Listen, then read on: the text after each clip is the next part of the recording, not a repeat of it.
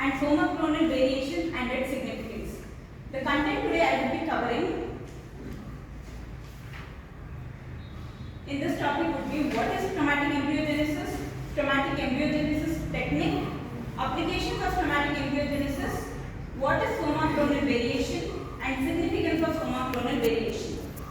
Now before I get into the topic, anybody who can tell me what is an embryo? What is an embryo? Anybody can answer.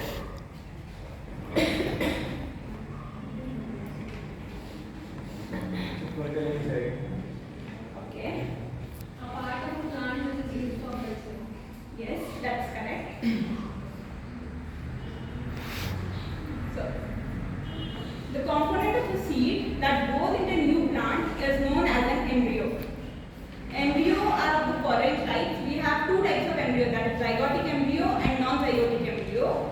Zygotic embryos are formed by the zygote or the fertilized egg, whereas the non-zygotic embryos can further be segregated into stomatic embryos, androgenic embryos and parthenocarpic embryos.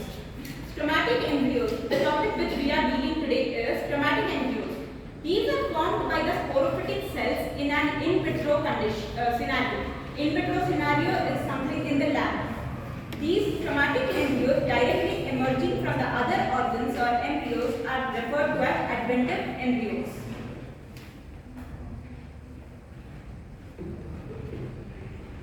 Now, there is a difference between zygotic embryo and a stomatic embryo. So first let us look into the difference. How is a stomatic embryo formed and how is a zygotic embryo formed? Stomatic embryo are formed from the sporophytic cells, whereas the zygotic embryos are formed by the union of the gametic cells.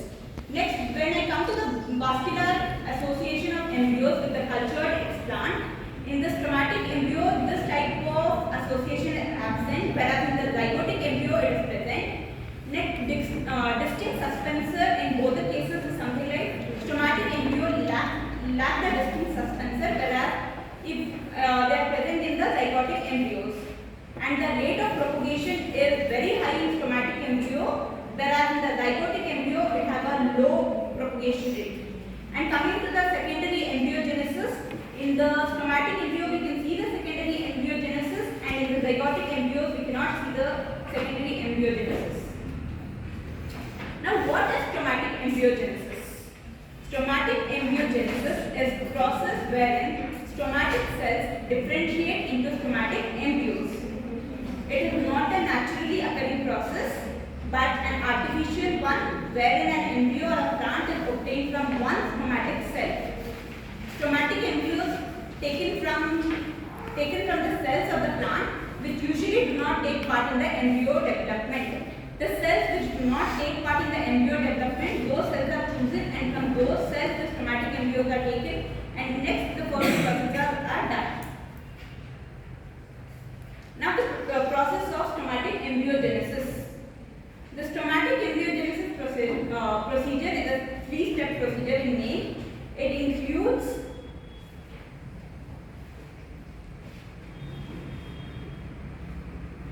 induction, development and maturation. Induction can be told for the process where auxins or 2,4-D, the chemical name 2,4-D, are essential, which are used for the growth of the stomatic embryogenesis. The necessity of exogenous auxin to induce stomatic embryogenesis is based on the nature of explant, which are made use with the proportional concentration of the auxin. The meaning of the induction process is that we essentially need two chemicals, that is for the, we usually call it as the growth hormone, and that is usually needed. And the next process is development, where one of the process of cell division of a stage where cell proliferation occurs in the presence of auxins.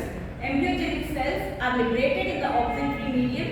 Such cells are in group of cytoplasmic cells referred to as PEMs, that is pro-embryonic mass of cells.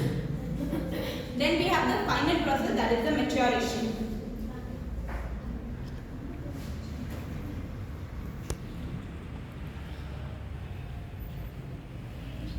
So here you can see the diagram. There are some steps going on. So stomatic embryogenesis and plant regeneration.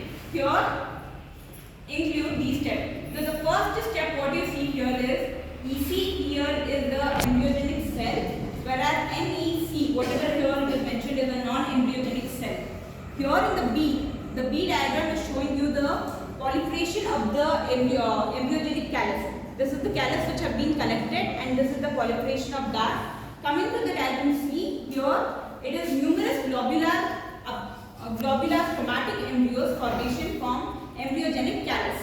Here the development of the embryogenic callus can be seen. When I move to the next image D, here heart-shaped stromatic embryos. Stromatic embryos, usually the heart-shaped, are called as globular embryos. It can be seen here. In the next E picture, you can see that cotyledonic stromatic embryos. Sorry, here even you can see the heart-shaped stromatic embryos. It is the further development after a span of time.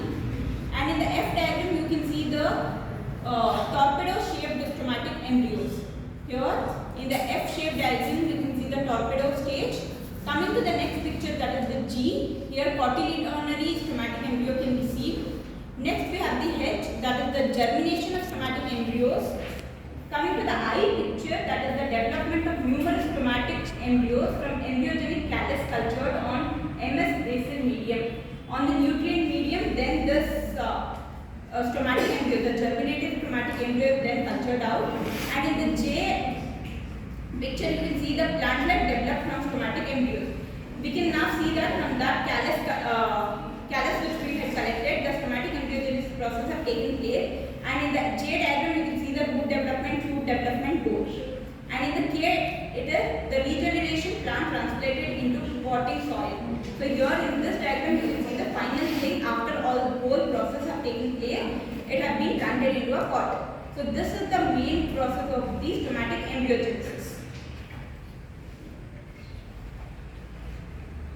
Now moving further, we have types of stromatic embryogenesis.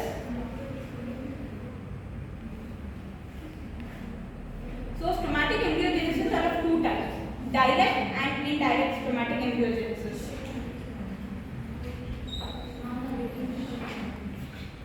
In the direct stromatic embryogenesis, we can see that a leaf explant have been collected. A leaf explant have been collected. From that, a stromatic cell have been excised out, and then the stromatic embryogenesis process is taking place, and a seedling is formed in the direct embryogenesis process. Whereas coming to the indirect process, an immature embryo is collected, then the embryogenic callus is formed. After that, the stromatic embryogenesis process, root formation and the shoot formation takes place. So these are the two types of stromatic embryogenesis processes. Advantages of stromatic embryogenesis process. In comparison with zygotic embryogenesis, stromatic embryogenesis has these main benefits. A huge number of embryos are obtained, whereas in zygotic a huge number of embryos cannot be obtained. The development and environmental stage of stromatic embryos can be regulated. This process of embryogenesis is monitored easily. Stromatic embryogenesis can be easily observed, and the process can be easily taken out, can be recorded. The significance of stromatic embryogenesis is as follows: production of artificial seeds, higher rate of propagation, active suspension culture, and labor savings. Fields of application of stromatic embryogenesis. Today, the process of stromatic embryogenesis finds its application in different fields of science. Some of them are in vitro selection, in vitro conservation of plants, large-scale propagation techniques, genetic transmissions. So these were the applications of stromatic embryogenesis. Moving further, we have soma-clonal variation. So what are soma-clonal variations? The genetic variations found in the in vitro cultured cells are collectively referred as soma-clonal variations. Genetic variations is nothing but we take a plant and to obtain a different plant we change some of the genetic materials which they actually had before. That is referred to as soma-clonal variations. The plant derived from such cells are referred to as soma-clones. Some scientists use the terms as calci-clones and protoclones. They represent cultures obtained from callus and protoplast respectively.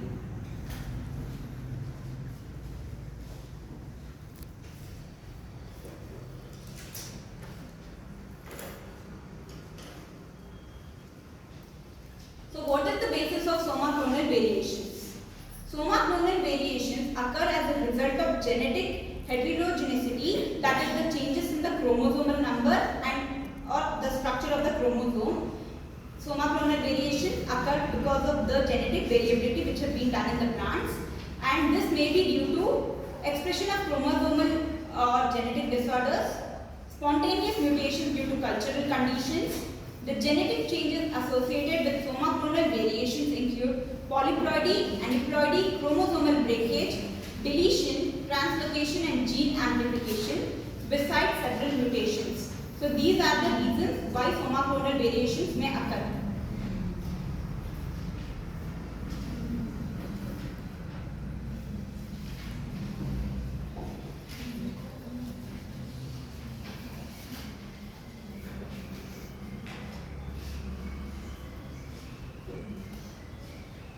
So here the generation of soma clonal variations in plants can be seen. Here a leaf explant has been taken from a plant. Here explant with mutated cells. The mutated cells have been shown as in the B pink color one, B, that is B star, and the explant with the normal cells have been shown as AB. Now B, AB star and the AB star and AB normal, both the things are taken in a petri dish.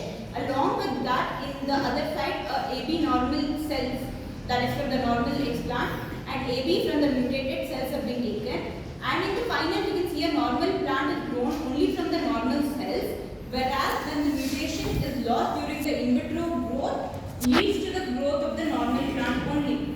The cells you see in many of the explants, which is actually genetically disordered already, which have some type of disease or something, that is taken, and then when we are culturing in the lab, we have the ability to change the genetic order of them, and in the final we can get a normal plant.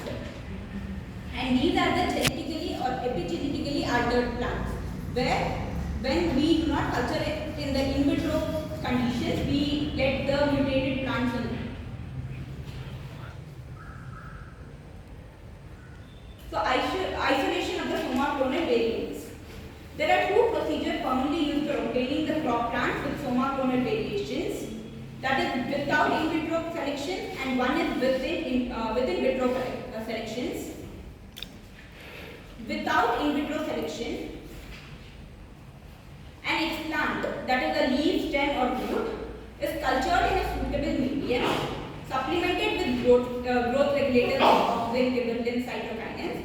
The unorganized callus and cells do not contain any selective agents, that is toxic or inhibitory substances. These cultures are normally subcultured and transferred to the shoot induction medium for regeneration of plants.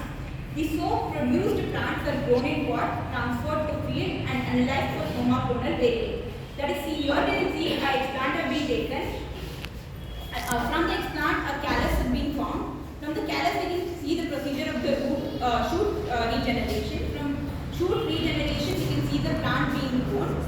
This plant, which is being grown in the in vitro condition, is being transferred to the field, and then it is for the desired rate. From the plant which have been grown, the part has been taken, and then for the soma clonal variant, to check the soma clonal variant, this can be used. The limitations of in vitro selections approach are: there is no directed or specific approach for the isolation of soma clones without in vitro selections. Consequently, the appearance of a desired trait is purely by chance. Further, this procedure is time consuming and requires screening of many plants. Now, with in vitro selection, you can see here a plant is taken, and from a plant explant has been exercised, callus formation is taken place, proliferation and maintenance of callus has been done in the site. Here a pathogenic organism is taken, and then it has been cultured, and purified culture filtrate is done. After that, we have the isolation of the toxin. Toxicity determination for lethal concentration has been done. Small pieces of callus in medium with toxin from both the plant which has normally been excised and cultured, and the pathogenic organism, both are cultured in the same plant, same dish. Then the selection of the cycles is done. Selection of the plant which is grown properly is done. The isolation of the tolerant callus, whichever calli have tolerated all the toxicity which has been provided. it has been selected. Then the degeneration, then the plantlet is formed. In vitro screening against the toxin or pathogen is done. After that, self-pollination or vegetative propagation has been occurring in the plant, which leads to the progeny clones from each plant. Test for the disease resistance, and then the generation of disease-resistant plant is done. And for this, the isolation of soma clones with in vitro selection method basically involves handling of plant cells in culture like microorganisms and selection of biochemical mutants. The cell lines are screened from plant culture for their ability to survive in the presence of a toxic or inhibitory substance in the medium or under conditions of environmental stress. So here, as in the diagram you have seen, the normal plant has been cultured through all the procedures, the callus has been cultured, and here the toxicity has been provided. After that, we see whichever calli have the ability to resist the toxicity and then regenerate into a plant, those have been chosen for the in vitro selections. Significance of soma clonal variations. One of the most significant feature of the soma clonal variation is the presence of the disease-resistant and characters against plant pathogenic fungi, bacteria and viruses. In vitro plants have shown to exhibit wide range of tolerance against microbial toxins. As in the previous slide, we see that the normal plant have been cultured, the callus have been cultured, and on the other side the toxins have also been provided. The plant which have the ability to resist all those have finally been regenerated. That is the plants which have the ability to against pathogenic fungi like bacteria and viruses. Those are the disease resistant characters are inhibited by the plant. Soma clonals are feasible in the cleaning up of soil contaminated with toxic metals. So soma clonal variants are very useful for our environment, as when they are planted, the contamination which is present in the soil can also be cleaned up by the soma clonal variants. Recovery of soma clone shows resistance to antimetabolites such as amino acids, analogous antibiotic drugs and pathotoxins. Soma clonal variations offer improvement in the yield of crop plants and significantly contributing in crop productivity. So what are the important questions which you can get from this chapter is, what is stomatic embryogenesis? Explain the steps involved in stomatic embryogenesis. What is soma clonal variation? Mention its significance. So these are the important questions which we might get from this chapter.